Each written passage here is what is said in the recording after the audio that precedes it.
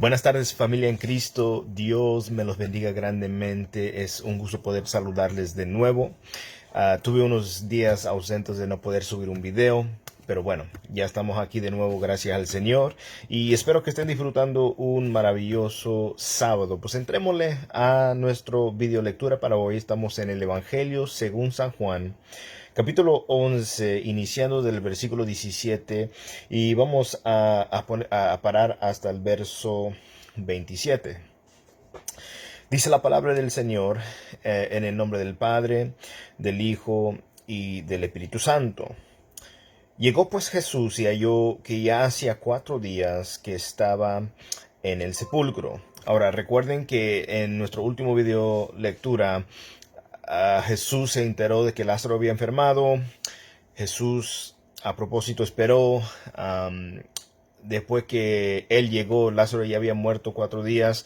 El propósito era glorificar a Dios. El propósito era, verdad, poder de una manera clara, de una manera, verdad, sin lugar a dudas, demostrar el poder de Dios, verdad, al resucitar a Lázaro.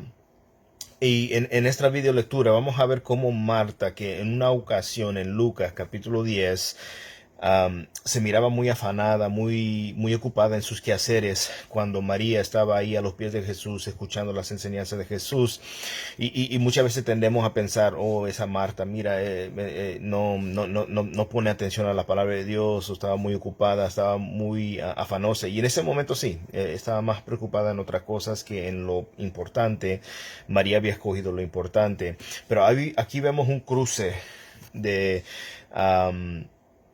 entre María y Marta. En esta ocasión es Marta quien va hacia Jesús, María se queda atrás y vamos a ver aquí, ¿verdad?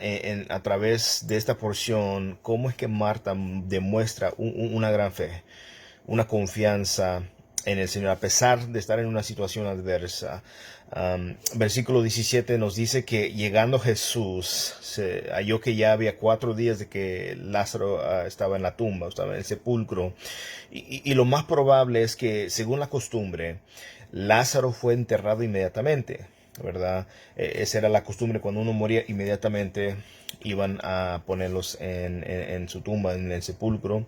Y el haber estado en la tumba por lo menos 4 días desvaneció toda esperanza de resucitarlo por medios naturales. Entonces es aquí donde se permitió la oportunidad para el milagro poderoso de resucitar a Lázaro por medio de Cristo. Y si nosotros como que consideramos una perspectiva doctrinal, la condición de Lázaro en la tumba por 4 días es un preciso retrato del estado natural del hombre muerto en sus delitos y en sus pecados. Imagínense, el mundo tiene aproximadamente, se cree como aproximadamente 6,000 años. Antes de Cristo había 4,000 años y ahora pues han pasado 2,000 años desde que vino Cristo, ¿verdad?, al mundo. Y entonces se puede decir como que por 4,000 años la humanidad se encontraba como muerto, se encontraba como en la tumba. Y lo más hermoso es que cuando vino el Mesías, vino el Salvador, vino Emmanuel, Dios con nosotros, el Consolador, el Príncipe de Paz, vino a dar vida, vino a buscar y salvar lo que se había perdido. Y entonces es tan precioso entender, ¿verdad?, que en cierto sentido, al considerar Lázaro estaba en la tumba, Lázaro había muerto, nos da un retrato de cómo está la condición humana, aunque físicamente tenemos vida, espiritualmente los que no hemos creído en Cristo aún estábamos espiritualmente muertos hasta que Cristo vino y nos dio vida. Versículo 18, mira lo que dice. Betania estaba cerca de Jerusalén como a 3 kilómetros. Y muchos de los judíos habían venido a casa de Marta y María para consolarlas por la muerte de su hermano. Aquí hay dos cosas que debo de apuntar. En primer lugar, la cercanía de Betania a Jerusalén da una buena explicación a la razón por la cual muchos judíos habían venido a confortar a Marta y a María. Estaban muy cerca, podían, ¿me entiendes?, a distancia de caminar vinieron. Y en segundo lugar, tan cerca estaba Jerusalén, donde ocurrió la resurrección de Lázaro, muy cerquita. Estaba como a menos de 2 millas la sede del judaísmo, a distancia de poder caminar, casi a la vista del templo, casi se podía ver el templo desde ahí, y esto removió cualquier excusa que los judíos pudieran haber dicho: es que yo no sabía, yo no había escuchado. Eso fue algo que se esparció, eso fue algo que, ¿verdad? Se dio, se esparció en palabra de Dios. No, lo que pasó se promulgó, ¿verdad? Entonces no había ninguna duda entre los líderes de la nación en cuanto a la identidad y de la persona de Cristo. Pero aún así siguieron en su incredulidad, aún así rechazaron a Cristo, no querían abrirse, no querían entender, no querían ver, o más bien estaban viendo, pero como dice la palabra, teniendo ojos, pero estaban ciegos. Físicamente podían ver, pero espiritualmente estaban ciegos. Y pues cuando no sabemos qué pedir o saber cómo, o el poder esperar, particularmente por algo específico, es tan importante encomendarnos en las manos del Señor. Debemos dejar que Él haga lo que Él tenga que hacer. Y como el salmista dijo muy bien, pacientemente esperé en Jehová. Y esa es una de las cosas muy importantes, que cuando sucede algo en nuestra vida, una dificultad, algo apremiante, algo, hermano, que nos turba, lo hermoso es que hay dos cosas aquí. En primer lugar, sabemos que cuando no sabemos qué pedir, los que hemos creído en Cristo, tenemos al Espíritu Santo de Dios, quien nos ayuda.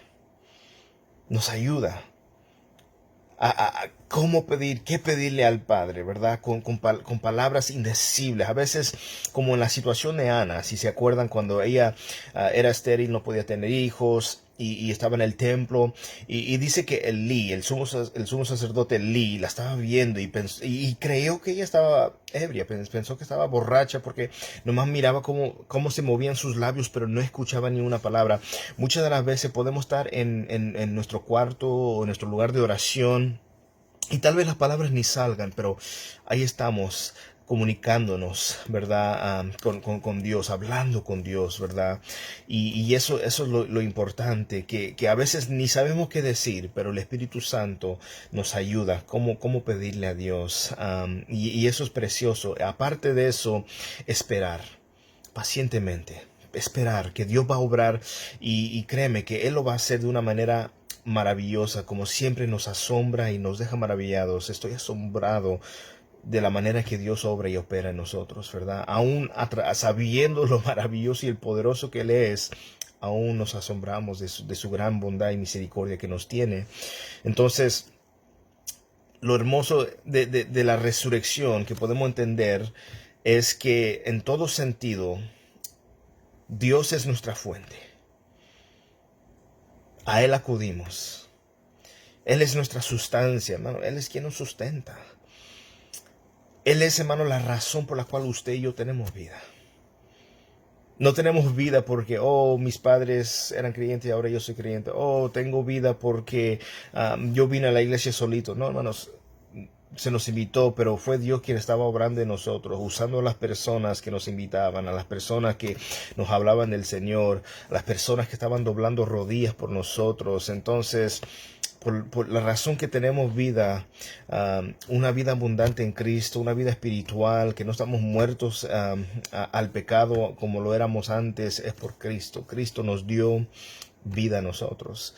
Y mira lo que dice 2 Corintios 1:4. El cual nos consuela en todas nuestras tribulaciones, para que podamos también nosotros consolar a los que están en cualquier tribulación, por medio de la consolación con que nosotros somos consolados por Dios. Mira, a veces pasamos por situaciones, pasamos por enfermedades, pasamos por accidentes, y no sabemos el por qué a veces, pero hay algo bueno que sale de aquí, que surge de aquí. Algo bueno sale de esta situación. ¿Por qué? Porque es ahí donde nos damos cuenta que nuestra dependencia tiene que estar en Dios. Donde Nuestra confianza no tiene que estar en los médicos, nuestra confianza no tiene que estar en posesiones materiales, nuestra confianza no tiene que estar en personas. Y estoy hablando de una confianza plena, de una confianza total, donde cuando todo esté oscuro, cuando todo esté contrario, nosotros tenemos a un Dios poderoso, a un Dios real al cual podemos acudir. Jamás nos ha dado la espalda y jamás lo va a dar. Jamás, ¿verdad? Nos ha abandonado, dejado a solas, ¿no? Y en nuestra vida hemos tenido amistades que nos han abandonado. Algunos hasta han tenido padres que los han abandonado. Pero lo hermoso es que en Cristo hallamos una consolación, en Cristo hallamos, ¿verdad? Una, ¿cómo se puede decir? Una fortaleza, el poder, ¿verdad? Seguir adelante a pesar de la adversidad, a pesar de las tormentas que vienen en nuestra vida, y a través de eso podemos ser de bendición para otras personas. Si no fuera por la situación de mi padre, creo que nuestra perspectiva en cuanto a una enfermedad, específicamente lo que tiene que ver con el cáncer, te abre los ojos a tener más consideración y te ayuda, ¿verdad?, a poder ser de consuelo, de poder ayudar a otros que están atravesando algo similar o algo muy parecido. Y eso ahí es aquí lo que estamos viendo en Corintios, que Dios nos consuela en todas nuestras tribulaciones y al mismo tiempo puede usar eso para que nosotros consolemos a otras personas con las palabras del Señor, cómo Dios nos sacó de esa situación, cómo Dios obró poderosamente en esas situaciones. Ahora, muchos piensan que cuando Dios nos consuela significa que inmediatamente va a quitar esa aflicción, va a desaparecer al contar al 3. No, hermano, así no funciona eso. La realidad es que si así fuera, las personas solamente buscarían a Dios para ser libradas de sus aflicciones. El momento que se fueran las aflicciones, se apartarían, se alejarían, se olvidarían de Dios. Pero nosotros estamos en este camino por agradecimiento a Dios, por amor a Dios.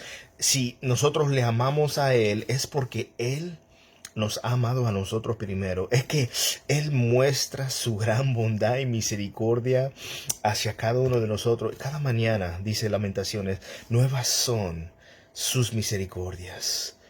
El hecho de que muchas veces nos acostamos peleados, muchas veces nos acostamos con una mala actitud, muchas veces nos acostamos con malos pensamientos, malos deseos, y es la misericordia de Dios, por la misericordia de Dios, que nosotros al siguiente mañana podemos abrir nuestros ojos, gracias a Dios. Podemos ir a nuestros trabajos, gracias a Dios. Podemos, ¿verdad?, disfrutar, ¿verdad?, la compañía de nuestros seres queridos por gracias a Dios. Entonces, recordemos que debemos entender, cuando la Biblia habla de consolar, también puede significar, hermanos, que a través de ese consuelo recibimos fortaleza. ¿Cuántas veces nos hemos sentido así, ya sin fuerzas?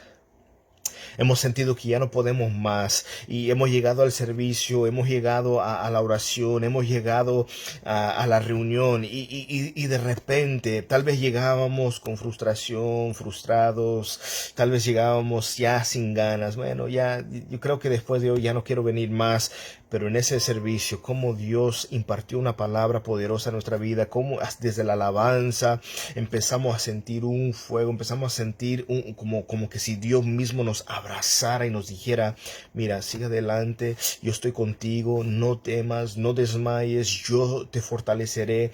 Y es lo hermoso que cuando Dios consuela, nos fortalece, nos anima, nos da esperanza para hacer frente a cualquier aflicción o situación. Y eso es lo único que nos ha ayudado a nosotros, el saber que Dios está con nosotros. No porque te diagnostican una enfermedad, no porque sufres un accidente, no porque tienes que enfrentar una adversidad significa, oh, Dios me ha abandonado, Dios me ha dejado. A veces, como decía el salmista, muchos les decían, ¿dónde está tu Dios? Mira, tu Dios te dejó, se ha alejado de ti.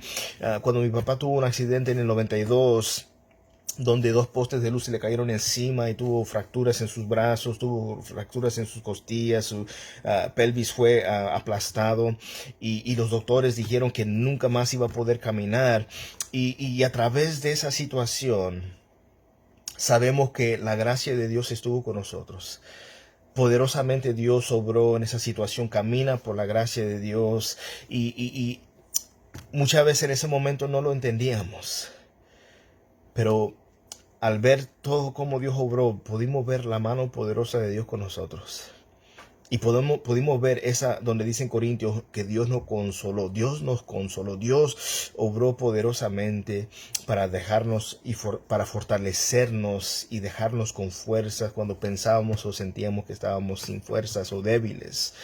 Entonces, no nos olvidemos que venga lo que venga en nuestra vida, tenemos la esperanza de que todas las cosas, para los que amamos a Dios, todas las cosas, sean buenas, sean malas, adversas, nos ayudan para bien. Hay un bien, un bien que va a salir de eso, pero en el momento parece lo contrario, no parece así, pero créeme, agarrémonos de las promesas del Señor y confiemos en la esperanza que Él nos da. Verso 20 nos dice, entonces Marta, cuando oyó que Jesús venía, fue a su encuentro, pero María se quedó sentada en casa. Muchas veces vas a oír a personas alabando a María. No, hombre, ella se sentó a los pies de Jesús, escuchó a Jesús. Y no, esa Marta, no, hombre, esa estaba ocupada en otras cosas. No le importó las cosas del Señor. Pero no hizo nada malo María cuando ella pues se sentó a los pies de Jesús. Eso fue algo hermoso. Ella, verdad, escogió lo importante, como Jesús mismo lo dijo. Solo que en esta circunstancia hubo cambio de roles. La que empezó o la que se miró esforzada fue Marta. Ella fue escuchó que Jesús estaba. Inmediatamente se va hacia Jesús, pero María se queda. Entonces a veces en la iglesia puedes haber hermanos que dicen, wow, este hermano está fuerte, mira cómo enfrenta ciertas circunstancias, pero sucede algo más o pasa algo diferente y como que están por los suelos, están desanimados. Mira, a cualquiera nos puede pasar. Y no es porque seamos fuertes en una área, significa que en otra área pues también vamos a ser fuertes. No, somos humanos, tenemos debilidades, tenemos flaquezas. Mira el rey David, llegó en momentos de depresión, Elías, ¿verdad? El profeta Jonás. Muchos llegaron a una situación, varios diciendo, Señor, ¿sabe qué? Mejor quítame la vida. Ya no quiero vivir. Entonces llegamos a una desesperación. Pero recuerden que nosotros tenemos que fijar los ojos en Jesús. No fijarnos en las tormentas que están pasando a nuestro alrededor. No fijarnos en las críticas que nos avientan muchas veces aún desde los mismos personas de la iglesia. Y eso daña y eso hiere. Pero lo hermoso y lo maravilloso es que si fijamos los ojos en Jesús, el autor y consumidor de la fe, nosotros estamos en las manos más seguras en las cuales nosotros podemos estar. Sí va a doler, pero Él va a sanar eso.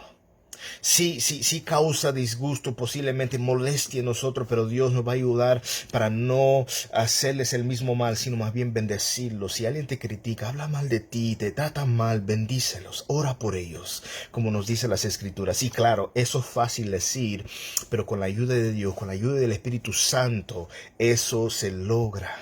Y es tan hermoso como que las personas que te hacen mal ven que tú les hagas bien cuando se dan cuenta que tú estás orando por ellos. Eso puede causar un impacto en sus vidas. Puede usar Dios eso para redarguirles y convencerles de su mal, y ellos se pidan perdón y ellos se arrepientan y los dos pueden reconciliarse. Porque qué hermoso es ver una reconciliación entre personas que tenían diferencias, especialmente en la congregación o hasta en el hogar mismo. Es bonito una reconciliación. Es feo estar peleados, es feo tener contenciones. Pero aquí estamos viendo que Marta fue la primera en ir al Señor. Ella, verdad, en ese momento dejó todo lo que estaba haciendo y fue hacia Cristo. Entonces, muchas de las veces nosotros podemos en un momento llegar a un punto donde nuestra fe quiere flaquear. Pero recordemos, hermanos, tenemos al Señor de nuestro lado. No permitas que tu fe decaiga. Ve al Señor, dile, Señor, ayúdame, deme fuerzas. Aún los mismos discípulos le dijeron al Señor, ayúdanos en nuestra incredulidad. Y Cristo les ayudó. Pero me impresiona cómo aquí Marta se activó. En un momento de aflicción se activa, va hacia Jesús y habla con él. Mira lo que le dice en el versículo 21. Y Marta dijo a Jesús: Señor, si hubieras estado aquí, mi hermano no habría muerto. Ahora yo sé que todo lo que pidas a Dios, Dios te lo concederá. Mira, lo hermoso aquí es que inicia con una queja, y a cualquiera nos pasa. Señor, si hubieras estado aquí, esto no hubiera pasado. Si esto hubiera estado así, si tal persona, si no. Mira, las cosas pasan. Cuando tomamos malas decisiones, hay consecuencias. Aun cuando hacemos buenas decisiones, a veces, ¿verdad? Parece que hay consecuencias a eso, porque a veces las cosas, en vez de ir mejor, a veces nos pueden ir por un momento mal, pero siempre vale la pena hacer lo correcto. Siempre vale la pena esforzarse en la gracia del Señor. Pero Marta se dio cuenta, dijo: mira, pero yo creo. Ahora yo sé que todo lo que le pidas a Dios te lo concederá. Y mira cómo responde Jesús en el verso 23. Jesús le dijo: tu hermano resucitará. Ella no estaba en este momento entendiendo exactamente lo que le estaba diciendo Jesús cuando le dijo: tu hermano resucitará. Porque mira cómo responde ella. Marta le contestó: yo sé que resucitará en la resurrección, en el día final. Jesús le dijo: yo soy la resurrección y la vida. El que cree en mí, aunque muera, vivirá. Aquí la frase que él usa es la frase yo soy, la misma que Jehová usó cuando él le dijo a Moisés. Moisés pregunta: Señor, cuando yo vaya con los israelitas, ¿qué les digo? ¿Quién me envió? Dijo: diles que yo soy. Yo soy el que soy. El yo soy me ha enviado. Y cuando Jesús usa la frase yo soy la puerta, yo soy el buen pastor, yo soy la resurrección y la vida, él está hace la referencia al nombre divino de Dios. Porque recuerdan, Jesús fue 100% humano y 100% Dios. Y Jesús usa una ocasión de gran dolor para expresar una verdad de gran consolación. La resurrección y la vida. En Jesús mismo reside el poder de dar la resurrección física y la vida espiritual. Usted y yo, antes de venir a Cristo, estábamos muertos en nuestros delitos y pecados, y vino Cristo a nuestra vida, vino y nos dio vida a nosotros. Tenemos una nueva vida en Cristo. Una vida que comienza ahora, hermanos. Él dice: al que cree, Dios les da la vida eterna. Al que cree. El momento de creer nosotros en Cristo, en ese momento mismo se nos da el regalo de la vida eterna. Y ese creer no es un creer de un momento, no es el creer de hace 10, 12 años. Yo creí, no, creí, pero sigo creyendo, continúo creyendo en Cristo. Eso es lo hermoso de nuestra fe. No nomás creímos en un momento, seguimos creyendo. Ahí es la evidencia de aquel que genuinamente está siguiendo a Cristo, que ha creído y sigue creyendo. Ahora, el que cree aunque muera, vivirá. Jesús se refiere tanto a la vida eterna que se recibe por medio de la fe en Él, y como la resurrección de Lázaro. Él dijo: Lázaro, sal fuera. Y inmediatamente salió Lázaro todo envuelto, pero salió con vida. Dios es el dador de la vida. En cualquier situación que pasemos, Él es apto, Él es capaz, Él es poderoso para obrar. Ya para concluir, verso 26 dice: y todo el que vive y cree en mí no morirá jamás. ¿Crees esto? Todo el que vive y cree en mí no morirá jamás. No está diciendo que vamos a ser mortales aquí para siempre. No, hay un día en el cual vamos a morir, si el Señor no viene por nosotros. Un día que vamos a morir, pero al morir nosotros no morimos y ya desaparece todo, nada más pasa. No, vamos a pasar una eternidad con el Señor. Qué hermoso es saber, hermanos, que al creer en Cristo tenemos asegurada nuestra salvación, no por lo que hacemos, sino por la fe puesta en Cristo, por lo que Él hizo en la obra, en la redención de la humanidad en la cruz. Que nadie nos puede arrebatar de Él, hermano. No importa lo que está pasando, nuestros hermanos en otras partes del mundo, en África, nuestros hermanos en el Medio Oriente, nuestros hermanos en lugares de México, en lugares de otras naciones, países donde los están matando por su fe. Ellos están dispuestos a dar su vida por aquel que dio su vida por ellos. Mueren por el Señor. Y nosotros tenemos que estar dispuestos a tener una fe y confianza de Dios en tal manera que si el día de mañana llega a ser ilegal ser cristiano, llega a ser un crimen ser creyente, llega a ser un crimen tener una Biblia, que estemos nosotros dispuestos a pagar el precio si es necesario, aún con nuestra propia vida. Creer en Cristo es una condición indispensable para recibir la vida eterna. No importa, hermano, cuando en el mundo se encuentran personas de diferentes religiones, sean musulmanes, sean budistas, sean, ¿verdad?, ateos, sean lo que sean, tienen su creencia, pero la cosa es, la Biblia es clara, al único el que puede salvarnos es Jesucristo. En ninguno otro hay salvación sino en Jesucristo solamente. Jesús dijo en Juan 14 que nadie puede venir al Padre, nadie puede ir a Dios si no es por medio de Cristo.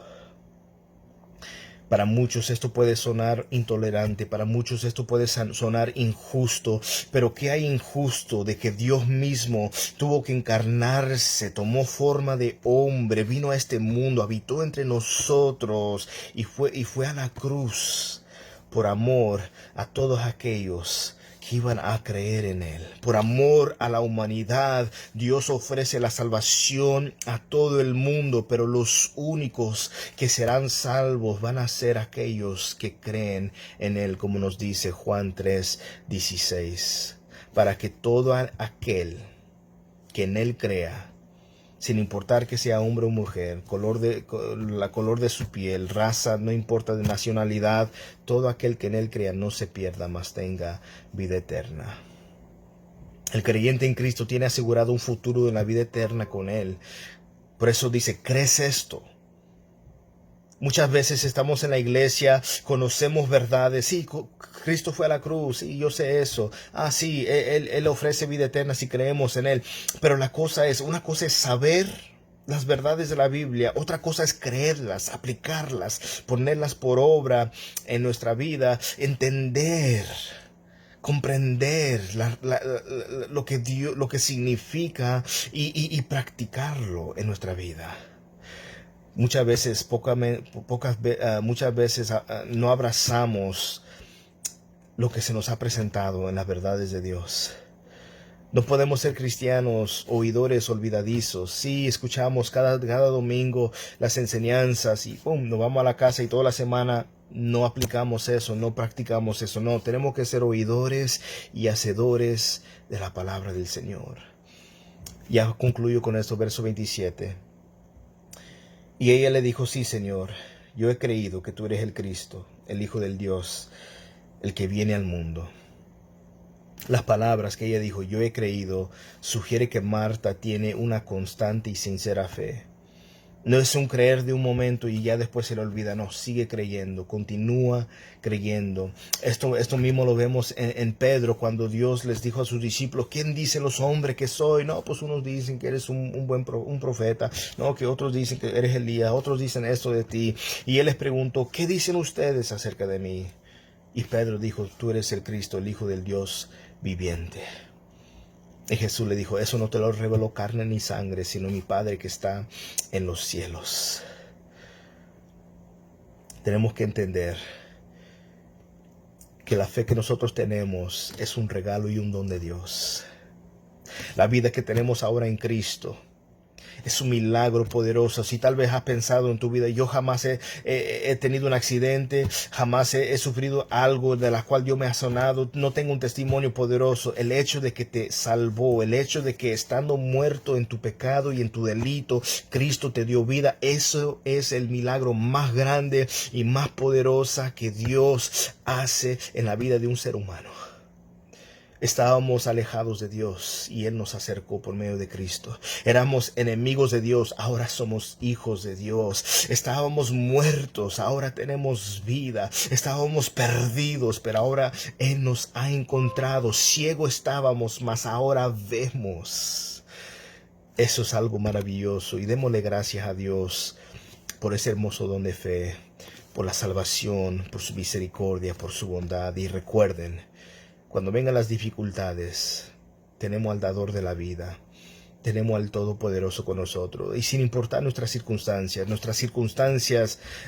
no van a hacer que Dios sea poderoso. No, Él ya es poderoso y seguirá siendo poderoso a pesar de nuestras circunstancias. Él es un gran Salvador a pesar de nuestras circunstancias, y porque nosotros, hermano, le amamos y le servimos, porque Él nos amó a nosotros y nos ha salvado. Dios me los bendiga, que tengan un feliz fin de semana.